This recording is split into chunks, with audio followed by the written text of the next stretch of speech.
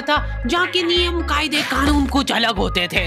इस जेल के कैदी डेली अपने घर से बस्ता टांग के यहाँ पे आते हैं दिहाड़ी करने। कई माँ बाप उनके बच्चों को खुद इस जेल में फेंक के जाते हैं ताकि उनका बच्चा जिंदगी में एक सक्सेसफुल दिहाड़ बन सके। दरिंदे रोक दे बच्चा। मैं अपनी दिहाड़ी करने वैन से जाता था। हमारी वैन वाले ड्राइवर का नाम था भैया जी और उसकी वैन का नाम था मैजिक, जिसका हर दूसरे दिन टायर पंचर हो जाता था। बच्चे लोग स्कूल जाके पढ़ना सीखे ना सीखे टायर पंचर बनाना जरूर सीख जाते थे। लेकिन भैया जी से मेरा अलग अटैचमेंट था। उनसे मेरे को दिल से नफरत थी। ये आदमी सुबह 5 बजे आके मेरे घर के सामने हॉर्न बजाता था। अरे भैयू, ओए भैयू, जल्दी से तैयार हो जा बेटा, 5 मिनट में निकलना है फटाफट। 9 बजे का स्कूल है यार हमारा। लेकिन ये आदमी सुबह सबसे पहले आके मेरे को लेता था। उसके बाद हम 3-4 घंटे पूरे शहर भ्रमण पे निकलते थे। शहर के पूरे आखिरी कोने से बच्चे ले लेके आता था ये आदमी। जहाँ पे वैन जा भी नहीं सकती उधर कूदा कूदा के ले जाता था ये, और फिर टायर पंचर हो जाते थे। शाम पड़े वापस से हमको घर घर छोड़ के आता था ये। जिंदगी बर्बाद कर दी थी भैया जी ने मेरी। सबसे पहले लेते थे और सबसे आखिर में छोड़ते थे। लेकिन मैं फिर भी उसी वैन में जाता था क्योंकि चमेली भी हमारी वैन में आती थी। और बात यह है कि वो मेरे पास ही बैठती थी, मतलब मजबूरन। उसके पास और कोई ऑप्शन ही नहीं बचता था और मैं बचाता भी नहीं था। मैं घर पे जाते से जो 2-3 घंटे मेरे को सोने के लिए मिलते थे उसमें सोता नहीं था और मैं प्लानिंग करता था कि कैसे चमेली सिर्फ मेरे पास बैठे। चमेली सबसे आखिर में आती थी और मैं सबसे पहले सुनसान वैन में चढ़ के बस्ता अपने पास में रख के और फसर के सो जाता था। बाकी सारे बच्चे अपना बस्ता गोदी में रखते थे क्योंकि तुम्हारे बाप की वैन नहीं है, मतलब मेरे भी नहीं थी।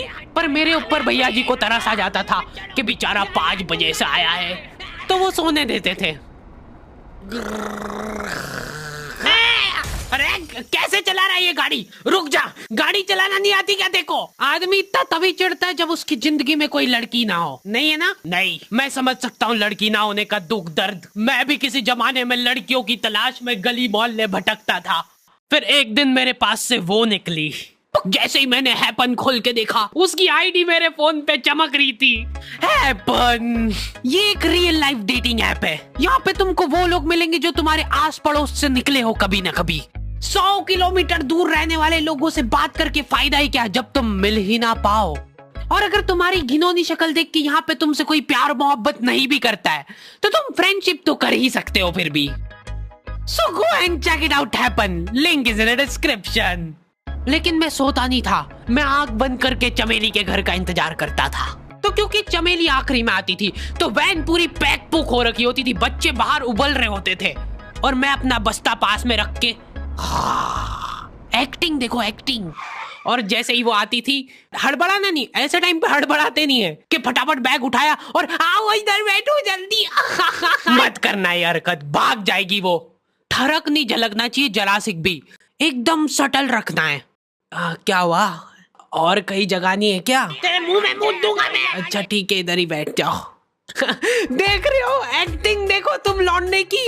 ना जाने कौन सी नशीली खट्टी मीठी खुशबू लगा के आती थी चमेली। आज तक उसकी खुशबू है मेरी नाक में। मैं वो खुशबू का पूरा मजा ले ही रहा होता हूँ, इतने में एकदम भभका बास आती है निकाह से। जैसे ही मैं बाहर झांकता हूँ, मरा हुआ कुत्ता पड़ा है वहाँ पे। एक काली कार सूख करके निकली और मेरे बच्चे को मार दिया। कैसे करके निकली? शूक।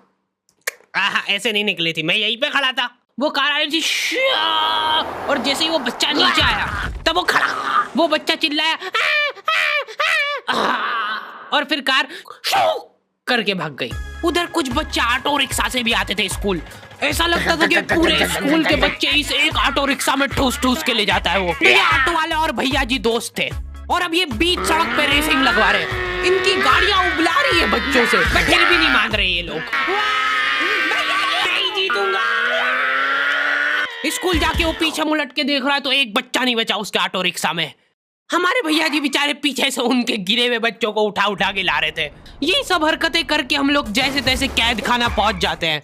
सुबह 5 बजे से निकलने के बावजूद हम लोग लेट पहुंच रहे हैं। वहाँ पे पहुंच के हमने देखा कि 4 लौंडे मरे हुए पड़े हैं। जिनको डॉन ने मारा है। डॉन हमारे स्कूल की इंचार्ज थी। डॉन का कद छोटा था और पेट मोटा था, और आश्चर्य की बात यह है कि समय के साथ उसकी हाइट कम हो रही थी। मतलब बड़े नहीं बड़े वो चलता एक बार को, पर इसकी कम हो रही थी।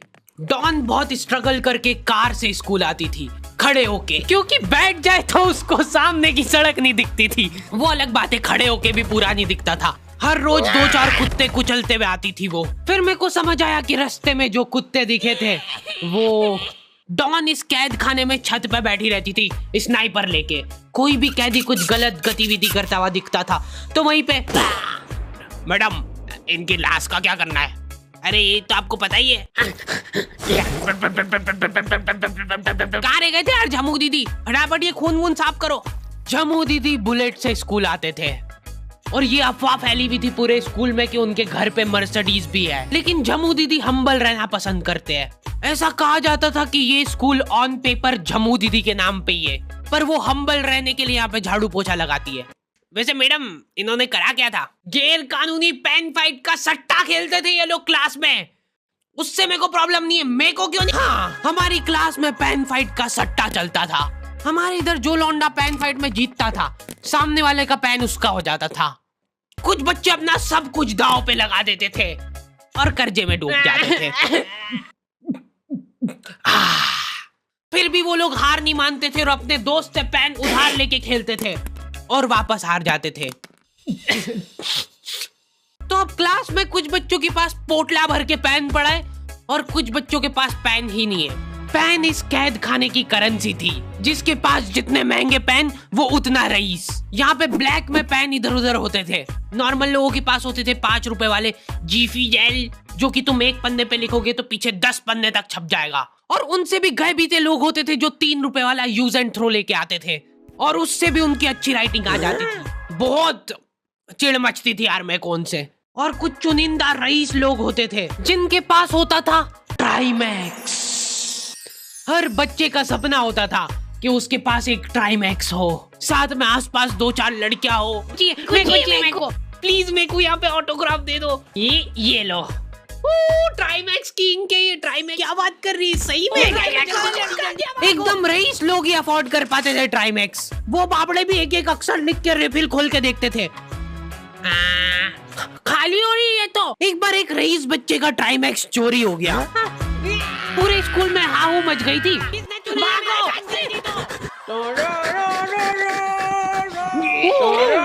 देखो, उस दिन हमको पता चला कि वो आदमी दौड़ भी सकता है। हमारे स्कूल में कुछ भी कांड हो रहा है, ये आदमी सबसे पहले दौड़ के आएगा, पूरा बैग खोल चोर, और बच्चों के बैग चेक करेगा। स्कूल वालों को भी इसकी सैलरी देते वक्त सबसे ज्यादा आग खरती है। सैलरी किस चीज की? इस आदमी की शक्ल देख के ऐसा लगता था कि ये स्पोर्ट्स की आड़ में वैन वालों के साथ मिलके बच्चों की स्मगलिंग करता है। इस महान आदमी का नाम था भूषण। इसने अपनी जांग पे टैटू करा रखा था, भू अलग जांग पे, सड़ अलग जांग पे। सर कल से खो खो खेलने के लिए कितनी बजे आना है? वो तो बैग चेक करा पहले तू।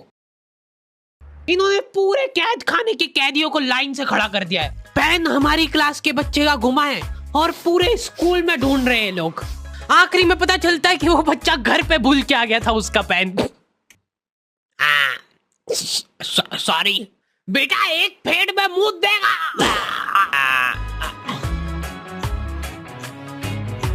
ऐसे तो नमूने बच्चे थे हमारे स्कूल में, और टीचर लोग उनसे भी गए बीते थे। हमारे स्कूल में टीचरों को उनके नाम से कोई जानता ही नहीं है। बच्चों ने उनकी हरकतों के अनुसार टीचरों के नाम रखे हुए।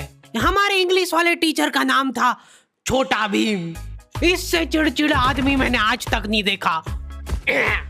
छोटा भीम की हॉबी थी लड़कों को कूटना। उस बेचारे की हाइट छोटी थी तो बच्चे के मुंह तक उसका हाथ ही नहीं पहुंचता था। बेचारा ऊंचक उचक के मारता था, फिर भी कमर तक ही हाथ पहुंच पाता था उसका। एक पॉइंट पे मेरे को ऐसा लगने लग गया था कि उसको सैलरी लड़कों को कूटने की मिल रही है। कभी किसी बच्चे को बहुत ज्यादा मार दिया, घायल हो गया वो बेचारा, ये लो आपका एक्स्ट्रा बोनस। होमवर्क तुम्हारा बाप करेगा क्या? सर मेरे पापा मर गए थे। तू भी मर जा। ये लो। अरे वाह, नहीं चल रही, सांस तो नहीं चल रही है। हाँ कंफर्म मर चुका है ये। ओह ये लो आपका प्रमोशन हो गया है। लड़कियों से उसका अलग अटैचमेंट था। कौन सा परफ्यूम लगा के आई हो? सर थोड़ा दूर रहो। अरे मैं कुछ कर थोड़ी ना। भोली सी सूरत और आंखों में ठरक लेके स्कूल आ जाता था ये daily. So this means that he will jump over it and then he started. ये आदमी इंग्लिश को इंग्लिश में ही ट्रांसलेट करके चल जाता था हमारी नंगी आंखों के सामने। इधर वॉशरूम में मौत का नंगा नाच मचा रखा था लॉन्डो ने। 4 लॉन्डे दिन भर वॉशरूम में जाके खड़े हैं, कुछ भी नहीं कर रहे वो लोग वहां जाके। उनको बस मन की शांति मिलती है वहां जाके।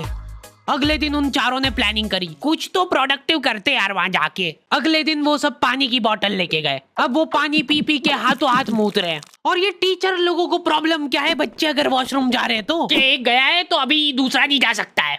क्यों? तुम्हारे घर की लेटरिन थोड़ी ना है वो कि एक टाइम पे एक जना यूज कर सकता है। मान लो वो 2 जने अगर वॉशरूम में मिल गए तो वो क्या कर लेंगे ज्यादा से ज्यादा?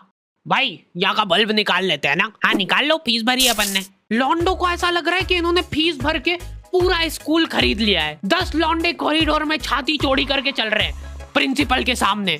प्रिंसिपल को इग्नोर कर रहे हैं ये लोग।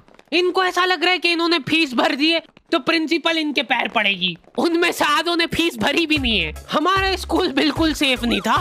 हमारे वॉशरूम में चोरियां हो जाती थी यार। बल्ब चोरी करने के बाद सब लोग अंधेरे में मूत रहे एक दूसरे के जूते पे।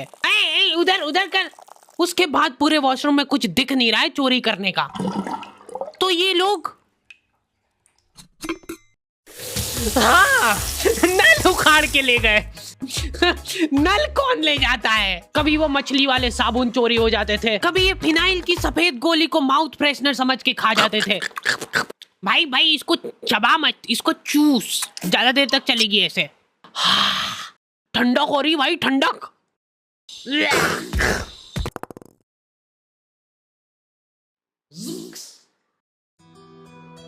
ओके तो दी एंड हो चुका है।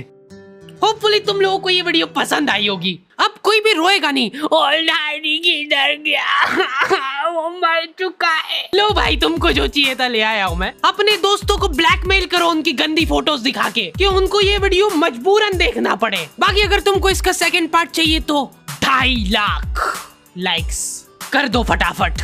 और हैपन चेकआउट करना बिल्कुल मत भूलना, लिंक मैंने डिस्क्रिप्शन में डाल दी है। मिलते हैं नेक्स्ट वीडियो में।